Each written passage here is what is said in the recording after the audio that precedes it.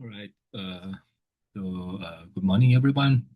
As promised, last Thursday we didn't have class, so here it is a recorded clip for clip video for that. So we are nearing the end of our class.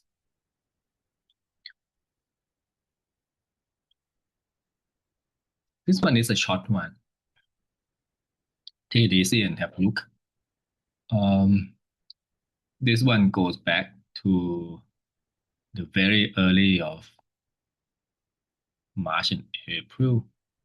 It's part of the accountability module, right?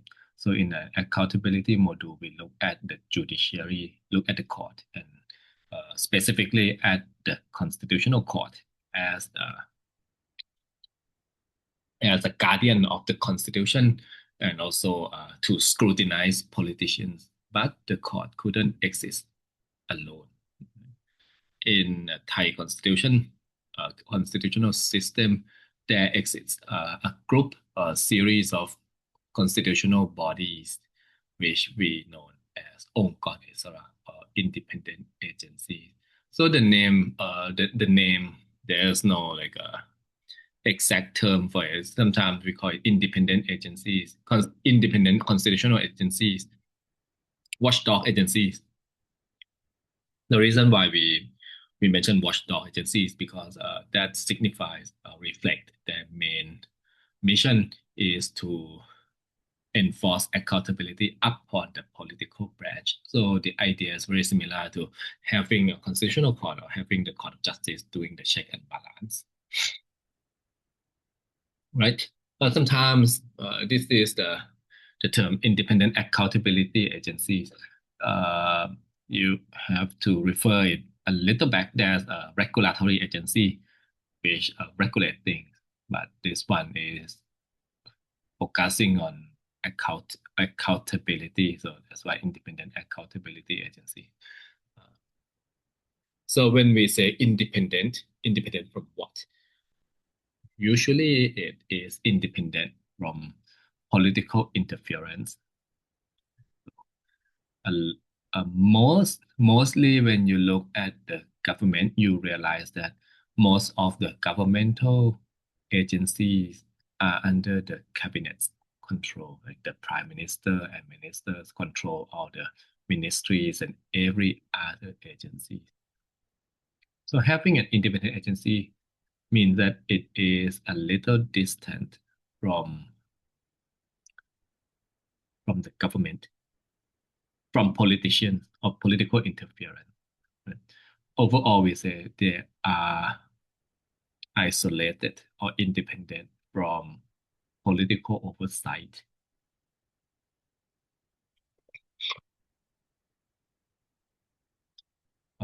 Usually, this independence is guaranteed at the constitutional level. At the constitutional level.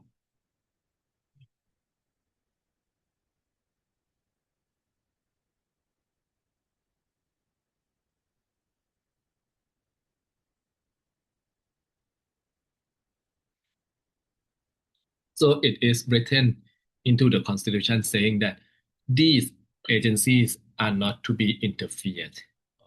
The government has to refrain from intervening, or sometimes they say these agencies shall enjoy autonomy or autonomous operation. That kind of guarantee is at the constitution. If you look at the constitution, you see it's written there, right? So that's the independent part. Independent means that appointment and removal from offices are not dependent on the government or on the prime minister's decision. Removal and appointment depends on other mechanisms. Sometimes the president might be able to appoint people into these agencies, but the president cannot remove them. Think of the Supreme Court in the US, for example.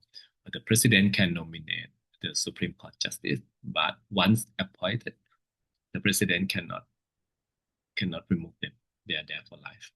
Kind of independent. Independent in the sense of operation. The government cannot tell them what to do, who to investigate, how to investigate, or what is the outcome of that investigation. The government can only sit and wait for the outcome of the investigation and act upon it.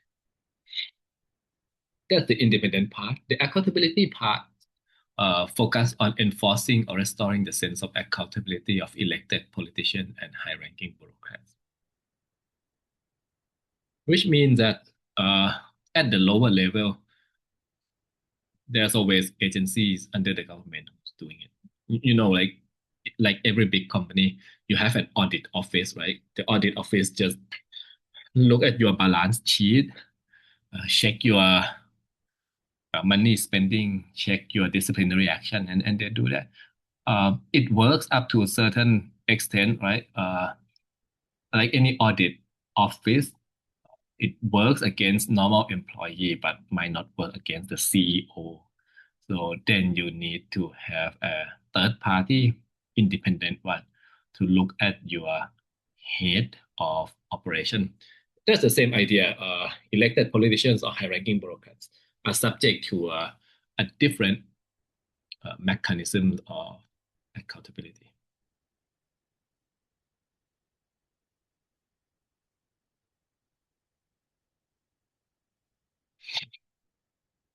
Yeah.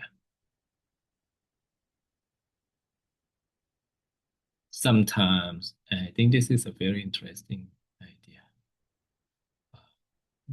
These independent agencies are called the fourth branch of power. So that tells you one thing. They don't belong to the legislative, executive, or the judicial branch that we use to understand. I mean, there's a Montesquieu version of separation of power. This is something after Montesquieu. I mean, in the modern world, sometimes we say, oh no, there's not like three branches of power. There are four branches. And this is the accountability branch.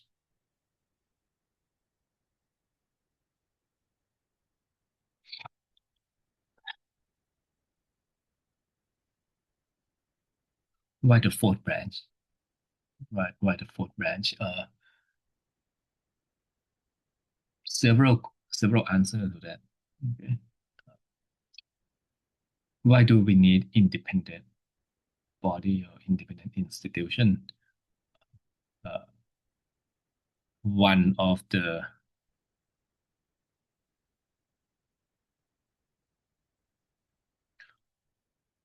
all right. One of the answer is that you need an expert, and you cannot have an expert when you're not independent. Imagine you are a civil servant. You work under a minister, right? So you know that you can be promoted, or you can be removed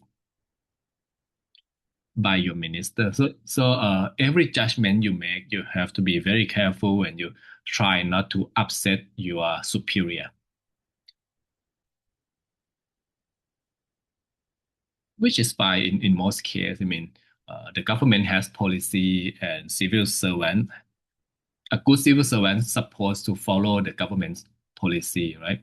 But what if it is about like something super technical? Take for example, like scientific research. Take for example, fiscal management, public money, right? Economics. Then you need like a scientific expertise. You need an economic expertise. Sometimes you need a legal expertise as well. So a nuclear power, renewable energy. So as the government deals with a more and more technical issues, there's a need for a real expert and not just political policies. And that's why some in the 70s, new type of agencies start showing up, and they are independent from the minister. They are independent from the cabinet. That's like that's what it is. You know like you need expert, and an expert can only make expert decision when the expert is not interfered with. And and and and it's not just only on accountability, but it concerns a wide range of issues. As I say, a lot of them are scientific, a lot of them are like financial. Like you don't want the prime minister who knows nothing about science to dictate a scientific research. Environmental protection, for example, right? But there's one group in these expert agencies which do audit. Right? They look at corruption, they look at spending, and they ask if there's any corruption or if there's any mismanagement of money, tax money, or they might ask if the election is free and fair. I mean, managing an election is a technical knowledge as well. So together they start forming a new group, right? And this group concerned not with only like scientific expertise, but sometimes we say they are dealing with integrity. The government has to be the government for all, everyone, every citizen. But if the government is up for sale, then the government is doomed because no one gonna trust them anymore. So trust is the key here. The duty of the fourth branch is to restore integrity of the government so people can trust the government and follow them. The trust in integrity lead to legitimacy of the government. So that's very important. The government want to look legitimate in the eyes of people. So yeah, why do we need fourth branch? First, they're expert. Second, they works on integrity. The third one is the idea of guardianship. Imagine political branch, they fight with each other. And somehow, I mean, if you ask Montesquieu or if you ask founding father of the US, they would say that that's great. When you have executive and legislative branches, they're gonna keep checking each other. They're gonna keeping an eyes on each other. So there's no chance of abuse of power. That's not true. In many cases, the executive and the legislative branches are from the same party, right? The prime minister is also the head of the government position, of the government coalition in the House. So in that case, the two political branches cannot check upon each other. Actually, they're gonna help each other abuse the power. That's why you need the court. But the idea is that if you have one court, the court can be pressured or the court can be bribed into submitting themselves to the politicians too. So you don't need just the court. You need the fourth branch, another group of agencies there. So you might be able to bribe a court. But how about you have 4 or 5 other agencies working together? I mean, bribing one court and bribing 5 agencies, the latter is more difficult, right? So they are there to protect the integrity of democracy. They are there to protect the values of constitutional norms. Right? They protect them against encroachment by politicians.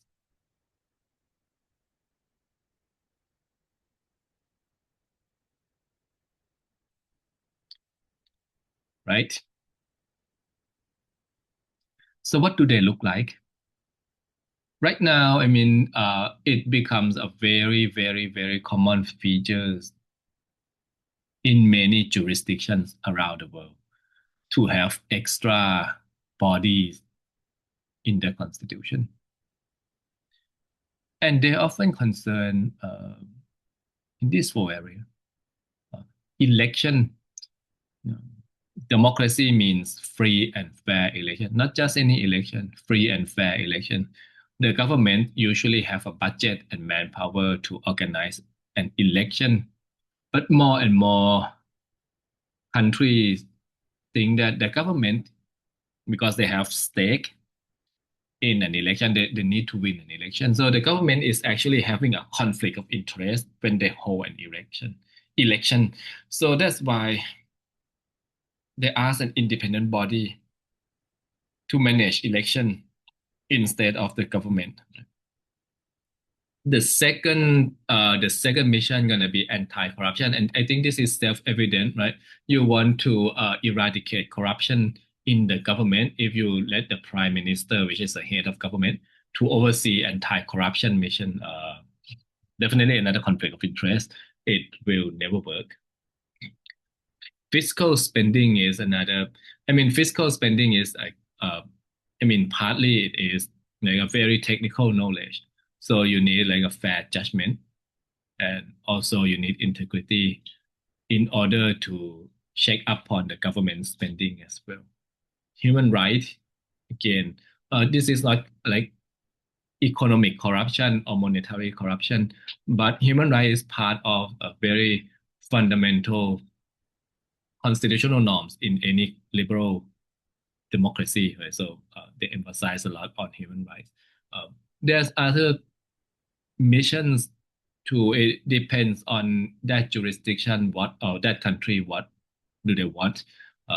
In some jurisdiction, some constitution, they assign the duty of recruiting and appointing judges to the independent agency. In other agency, they assign the duty of like promoting diversities, cultural diversity, or fact-finding, truth and reconciliation commission, that sort of stuff. I mean, so there's no single recipe for designing an independent agency. It really depends on what your country consider or that constitution consider to be the priority for them. In Thailand, I think at least right now we have 5 independent bodies. So there's an Election Commission of Thailand, the National Anti-Corruption Commission, the Ombudsman. The Ombudsman is a bit of like a everything, jack of all trades. So any grievance regarding the government's exercise of power can be sent to the Ombudsman, ผู้ตรวจการแผ่นดิน. And there's National Human Rights Commission, and the last one is the State Audit Agency. So that's 5 one. And you have to consider the emergence of independent accountability agencies as part of a larger phenomenon of judicialization of politics. I think we covered it in earlier, right? So people judicialize politics, so they assign more and more roles to the court to scrutinize politics or political questions, and the court cannot act alone. The court has to have assistance. So a lot of these independent agencies is there fulfilling the role. I mean, the election commission gonna arrange a whole an election, and if there's anything goes wrong, they refer the case to the court. The anti-corruption commission also, like, they do investigation, and if there's some merit to it, they refer it to the court. The court will punish that politician. So all in all, I think you have to consider it to be part of a larger phenomenon, the same phenomenon that we covered earlier. Right? So it happens very commonly. You wouldn't see it in like the US or UK or France or Germany or these old democracies that is quite established. In these jurisdictions, I think trust in democratic institutions is quite high. So there's no need for extra help. But you will find independent agency very common more common in the new democracy, somewhere where democracy is more fragile. Right? So they're just like in the post-Soviet Union countries in Poland, in Hungary, in Ukraine, the trust in democratic constitution, democratic political party is very low, democratic government, because they just like had a very bad experience with communist or socialist government, so they don't really trust anyone. Uh, they need extra help. In that case, I mean, sometimes constitutional designers would create a fourth branch of power just to help with transition and to help with consolidation as well. So it's not systematic. It's like very practical decision to like, all right, we're gonna remove anti-corruption investigation from the government and place it in someone else that we trust.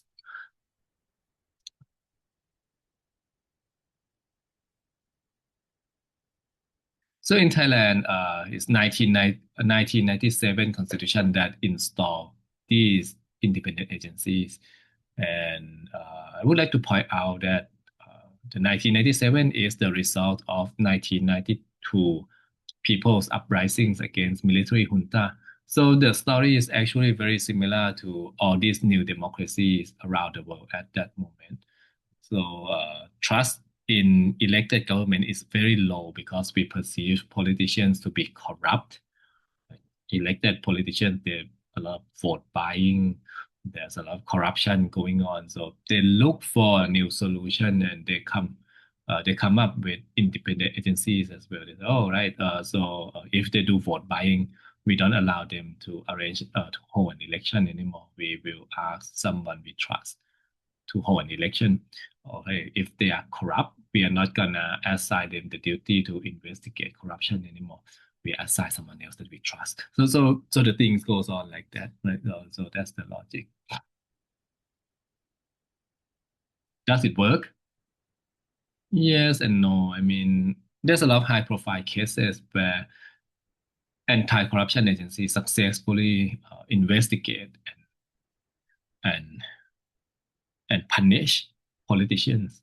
There's a lot of successful cases of election commission uh, investigate vote buying and punish those perpetrators. But also there's a lot of failures. From 2006 onward, you see the trust in these independent agencies going down. I mean, if you read news about independent agency like election commission or anti-corruption agencies, you realize that there's a lot of accusations of discrimination and poor performance. Um, yeah, it's very it's a bit delicate, but the accusation of discrimination means that they are biased. They are not they are not independent, right? They are not independent. They favor the junta and they hate democracy. This is like a very common, very common accusation we heard. But at the same time, there's an accusation of them not being a good expert in upholding accountability. Right? So there's a second part of the problem is poor performance. It may not be biased. It may be very independent, but they do the job very poorly. They doesn't look like an expert anymore. They don't look like an expert anymore.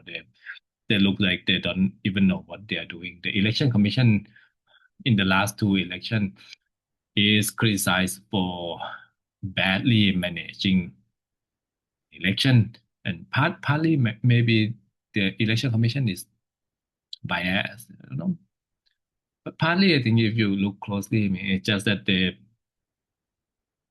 just stupid. So so that's something that we need to realize that when you uh, criticize the election commission or other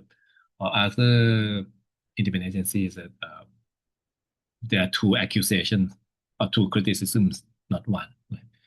But all in all, I mean, if you look at political crisis in Thailand, you see that the independent agency is there not to help, but to worsen the situation. They fail to uphold the integrity standard. So, I mean, evidently, we know that corruption index in Thailand really go downhill, and evidence of human rights violation is everywhere. Government wrongdoing is everywhere too, and the government, I mean, our government is not accountable to anything. So we know that despite all the advertisement or propaganda about them, I mean, the IAA, the independent agency, just fail to do their job. Instead of facilitating democracy or democratization, they create a deadlock. There are two coups that happened in the last 20 years. Right? So what happened is that I think we, uh, very similar to the Constitutional Court, we want an expert and we want independent one, but sometimes I mean you have to be very careful that uh, too much independent is not independence anymore; it's arbitrariness. Like there's no the classic problem of who watch the watchman. Like these independent agencies keep eyes on politicians. That's fine, but who who will hold them accountable? And that's something that I think the current constitution doesn't have very good answer to it. Right? So you want a professional body, but when you say, "All right, I'm not gonna check upon you," feel free to make any decision. Feel free to do whatever you want to do. In that case, you are not getting professionalism. Right? You are not gonna get a professional when you say, "All right, whatever you want."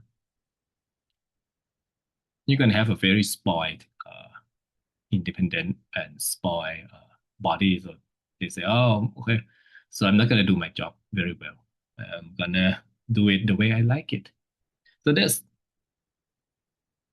the underlying mistake of the Thai independent agencies that we say that all right, we want them to perform better, so we want to give them more and more independence. That doesn't work that way. I mean, uh, actually, you need to think really hard about accountability of them too. Yeah. You need a very rigorous process to hold them accountable too.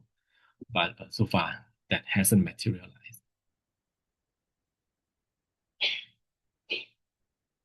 Uh, there's a very short uh, update on the missing jigsaws of the accountability module. This is not very long. This is like super, super short.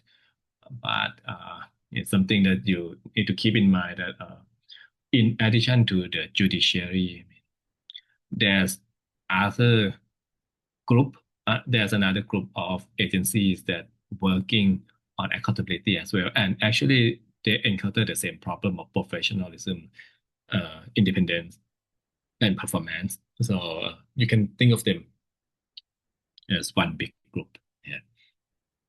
Um, so what we have left next week is a module on the rule of law. I mean, on ideology, we say liberal democratic constitutionalism concerns firstly right and liberties, and we cover the topic for 2 weeks. Next week, we're gonna look at another fundamental values of liberal democracy, which is the rule of law. So stay tuned and see you in class. Thank you very much.